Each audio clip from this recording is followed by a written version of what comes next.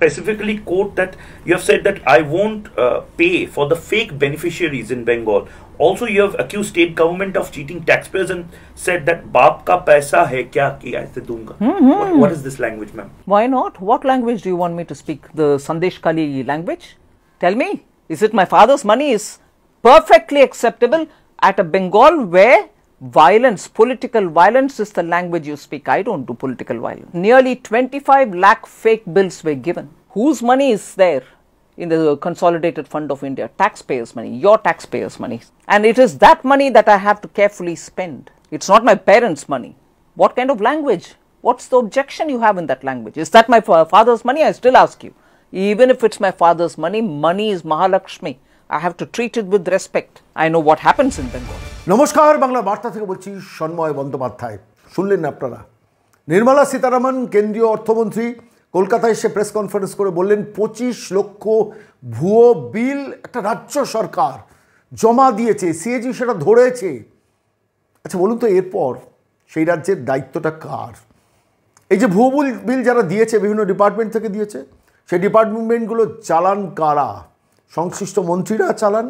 সেই সংশ্লিষ্ট মন্ত্রীরা তাহলে দায়বদ্ধ হবেন না কেন?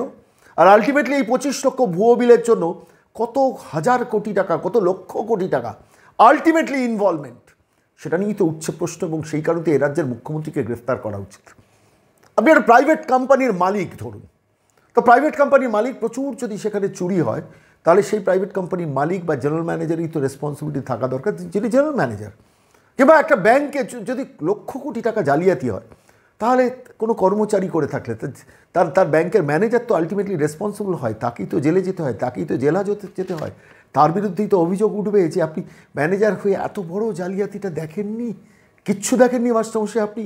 তেমনি এ রাজ্যের মুখ্যমন্ত্রী যখন তার সরকারে 25 লক্ষ ভুয়ো বিল, ভাবতে পারেন, আমি আপনাদের কাছে বলছি একটা ভুয়ো বিলে কত টাকা হতে পারে?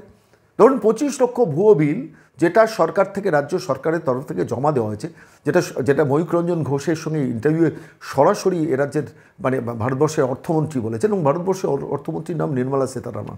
দেখুন, দুটো জিনিস খুব স্পষ্টত পরিষ্কার করা দরকার।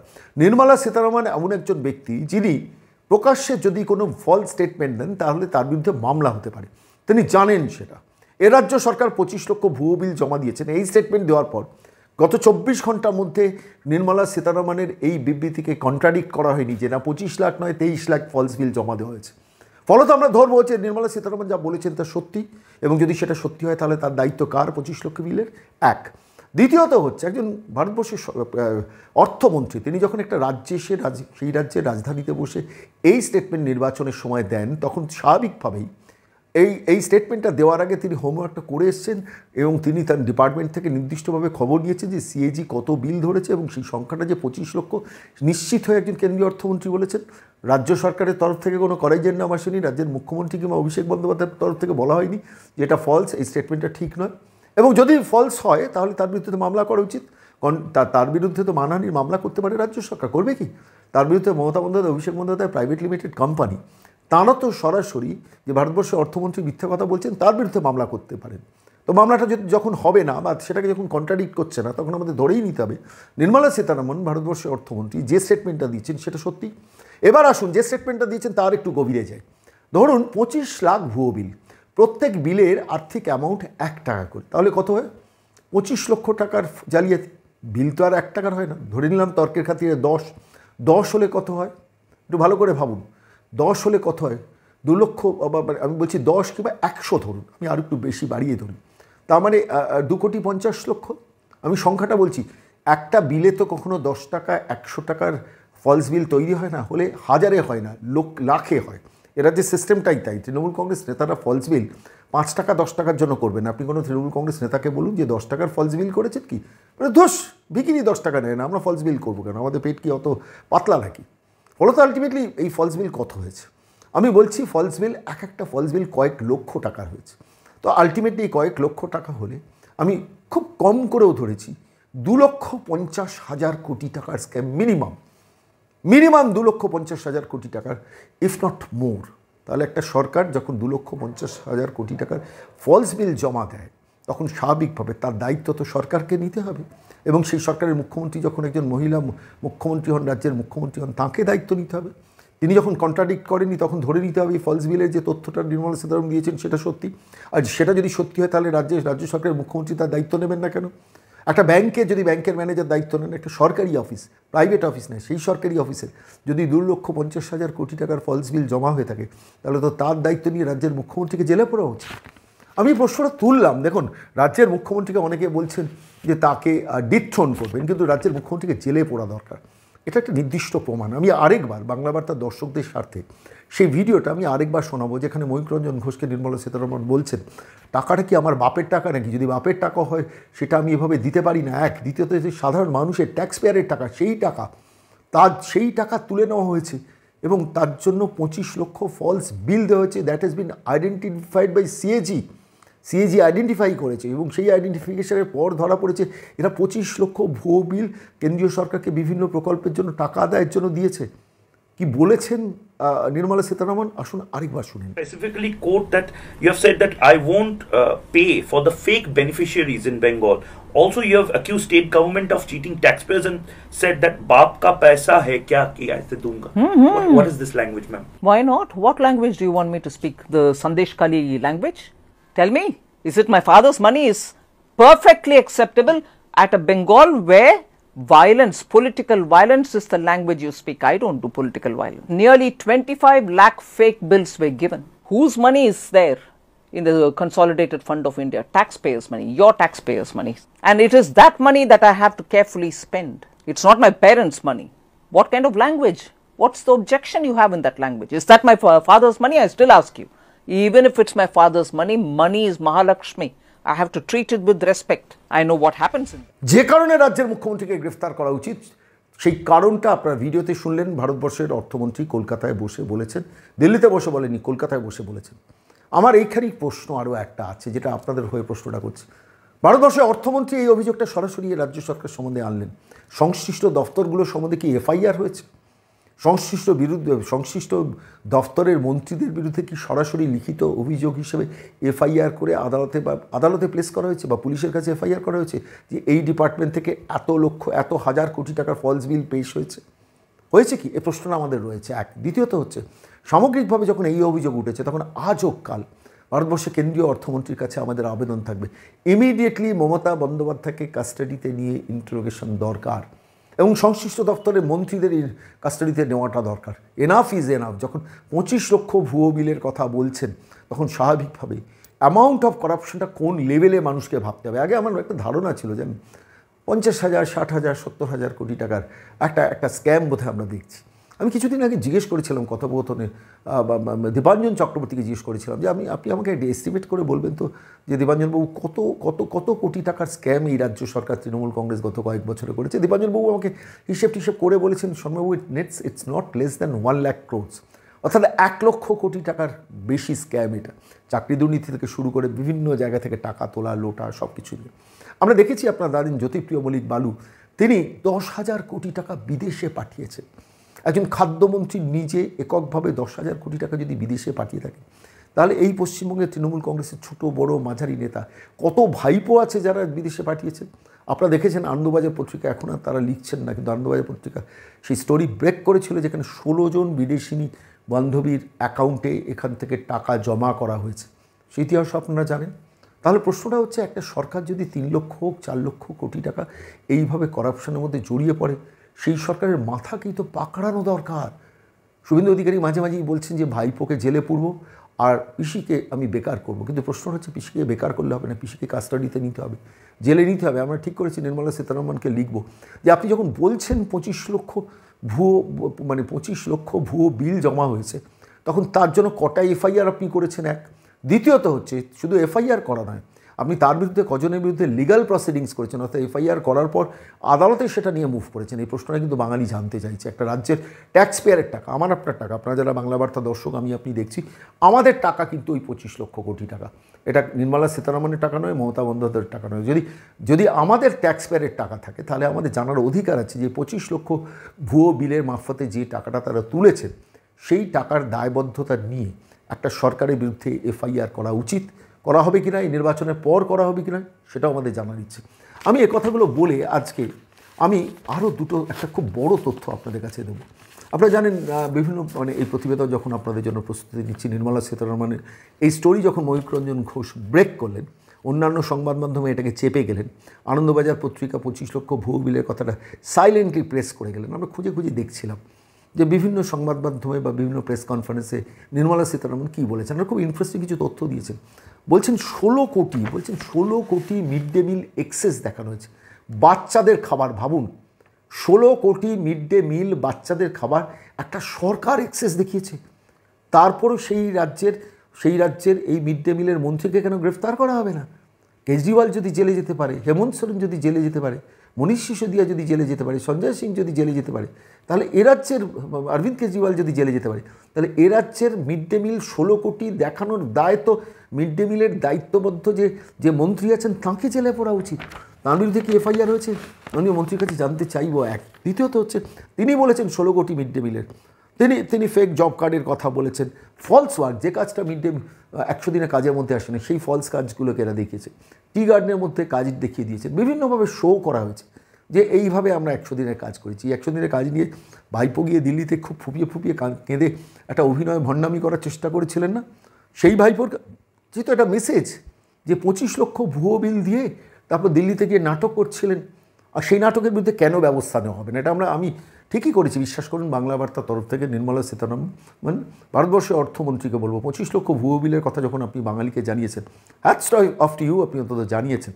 কার বিরুদ্ধে কী ব্যবস্থা নেওয়া হচ্ছে সেটা বাঙালিকে জানান, অন্তত প্রেস কনফারেন্স করে জানান। যদি ব্যবস্থা না নিয়ে থাকেন তাহলে এখনই ব্যবস্থা নিন। যদি ব্যবস্থা না নিয়ে থাকেন সংশ্লিষ্ট মন্ত্রীদের বিরুদ্ধে ব্যবস্থা নিন। যদি ব্যবস্থা না নিয়ে থাকেন তাহলে সংশ্লিষ্ট আইএস অফিসারদের বিরুদ্ধে নিন। কারণ আইএস অফিসার আলটিমেটলি কেন্দ্রীয় সরকারের কাছে দায়বদ্ধ, তাদের they have to reply, they have to answer. আর যদি আপনারা না নেন তাহলে মানুষ তো এটা ভাবতে বাধ্য হবে যে এটাতে আন্ডারস্ট্যান্ডিংয়ের পলিটিক্স চলছে।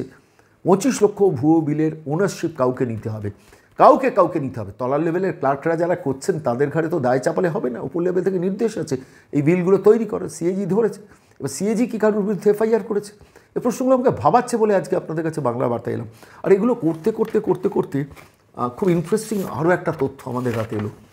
আপনারা জানেন শেখ শাহজাহান, যিনি শেখ শাহজাহানের গডফাদার হচ্ছেন ওই পার্থভৌমিক, এবারে ব্যারাকপুরে নির্বাচনে দাঁড়িয়েছেন। আমি ব্যারাকপুরের মানুষকে বলছি সতর্ক থাকুন।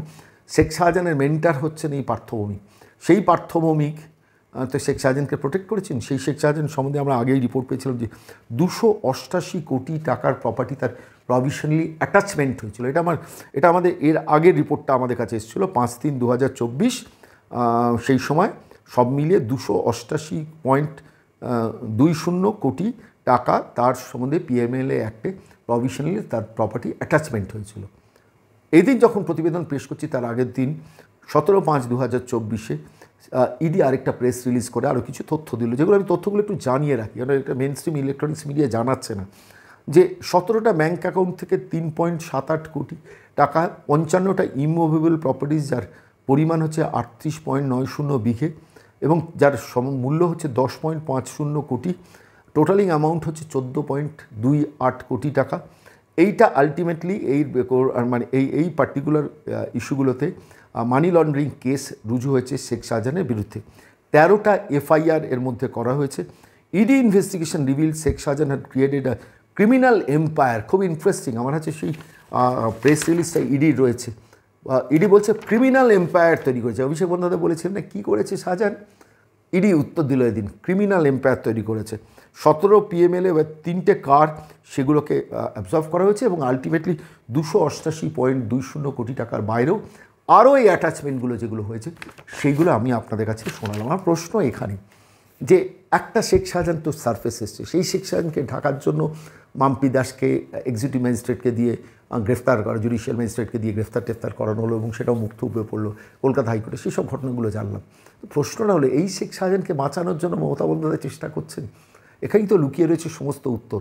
আমি বলছি ওই 25 লক্ষ ভুয়ো বিলের মধ্যেও তো শেখ শাহজাহানের রাজত্বের সমস্ত কাহিনী আছে, খাদ্য দপ্তরের কাহিনী আছে, বিভিন্ন ডিপার্টমেন্টের কাহিনী আছে। এবং শেখ শাহজাহান কী করেছে শাহজাহান বলে অভিষেক বন্দ্যোপাধ্যায় প্রশ্ন তুলেছেন। আমরা প্রশ্ন তুলছি যে শেখ শাহজাহানকে প্রোটেকশন দিয়ে রাজ্যের মুখ্যমন্ত্রী মমতা বন্দ্যোপাধ্যায় কত কোটি টাকার বেনিফিশিয়ারি, এই প্রশ্নটা কিন্তু বাঙালিকে এখন ভাবতে হবে। আমি আজকের এই প্রতিবেদনের শেষ পর্বে দেখুন, আমি বারবার আপনাদের নির্বাচনী উত্তাপ, নির্বাচনী রাজনীতি নিয়ে আমরা অনেক কথা আপনাদের কাছে বিভিন্ন সময় বলেছি। আজকে আমি একটা খুব মৌলিক প্রশ্ন তুলব, যে শুভেন্দু অধিকারী প্রত্যেকটা সবাই নিয়ম করে বলছেন যে ভাইপোকে গ্রেফতারি করিয়ে ছাড়ব। নিশ্চিতভাবে তার কাছে তথ্য আছে, তা নাহলে তিনি এটা বলেন না। কিন্তু আমাদের আরও একটা বৃহত্তর প্রশ্ন রয়েছে, এরাজ্যের মুখ্যমন্ত্রীকে প্রাক্তন করে ছাড়ব বলছেন, কিন্তু 25 লক্ষ ভুয়ো বিলের তথ্য যদি সত্যি হয়, তাহলে তো প্রাক্তন শুধু নয়, প্রাক্তন হিসেবে তার তো ওমপ্রকাশ চৌতালার মতো জেলের মধ্যে তার বসবাস হওয়ার কথা নিশ্চিত হয়। আমি বলছি নির্মলা সীতারামনের এই তথ্যকে বাংলার তথাকথিত ইলেকট্রনিক্স মিডিয়া, প্রিন্ট মিডিয়া চাপছে, এবং আমাদের কাছে একটা খুব সাংঘাতিক খবর আছে, যে খবরটা মারাত্মক। এরাজ্যের মাননীয় পিসিমণি যাকে আমরা বলি, তিনি অনেক এতে আজকে গ্র্যান্ড হোটেলে একটা খুব গুরুত্বপূর্ণ মিটিং করেছেন। এমন কিছু কিছু ব্যক্তির সঙ্গে সেই তথ্যগুলো আমার হাতে আসছে, আমি সেগুলো নিয়ে পরে কথা বলব। হাতি কি কাদায় পড়েছে? হাতি তো বলবো না, চোর যদি কাদায় পড়ে তখন এই জাতীয় মিটিং তিনি করেন, এবং সেইখান থেকে তার কি বাঁচার কোনো উপায় তিনি খুঁজছেন। আমার কিন্তু মনে হচ্ছে কোনো একটা জায়গায় রাজ্যের মুখ্যমন্ত্রী আশঙ্কা করছেন যে এই লোকসভা নির্বাচনে বিজেপি অ্যাবসলিউট মেজরিটি পেয়ে গেলে তাঁকেও কিন্তু শেষ পর্যন্ত শ্রীঘর দেখাতে পারে ইডি। যা তথ্য, অন্তত 25 লক্ষ ভুয়ো বিলের জন্য তো আদালতে গেলে অরবিন্দ কেজরিওয়াল যদি লিকার স্ক্যাম কেসে জেলে গিয়ে তিহার জেলের মাটিতে শুতে পারেন, তাহলে 25 লক্ষ ভুয়ো বিল দিয়ে সাধারণ মানুষের ট্যাক্সপেয়ারের টাকা আত্মসাৎ করার জন্য সেই সরকারের প্রধান কেন জেলে যাবে না? এই প্রশ্নটা রাখলাম। আর শুভেন্দু অধিকারী হলদিয়ার মাটিতে দাঁড়িয়ে একটা ভারী সুন্দর জবাব দিয়েছেন। এ রাজ্যের মুখ্যমন্ত্রী হলদিয়াতে গিয়ে অনেক কথা বলে এসেছিলেন, সপাটে তার জবাবটা পাঠিয়েছেন বা ফিরিয়ে দিয়েছেন শুভেন্দু অধিকারী। নির্বাচনী প্রচারে এটাও একটা অন্য মাত্রা নিয়েছে। সেই বক্তৃতার শেষ অংশটুকু, কিছুটা অংশ আপনাদের কাছে এই প্রতিবেদনে শোনাব। আমি যদি মেদিনীপুরের ছেলে হই, আপনাকে প্রাক্তন করব আর আপনার ভাইপোকে জেলে ঢোকাবো। 45টা মামলা করেছে আমার নামে, 302 খুনের থেকে চুরির মামলা, কোনোটাই বাদ দেয়নি। হাইকোর্টে, সুপ্রিম কোর্টে আমি গেছি, বিচার ব্যবস্থা বলেছে যে শুভেন্দু অধিকারী তিনি 19 ডিসেম্বর 2020 আগে সাদা ছিলেন, বিজেপি হয়ে যাওয়ার পরে কালো হয়ে গেছেন। আর সব মামলায় কি দোসরা মের পরে নথিভুক্ত করতে হয়েছে, কারণ তিনি মমতা ব্যানার্জিকে হারিয়েছেন, তাই তো? তাই বিচার ব্যবস্থার প্রোটেকশন আমি পেয়েছি।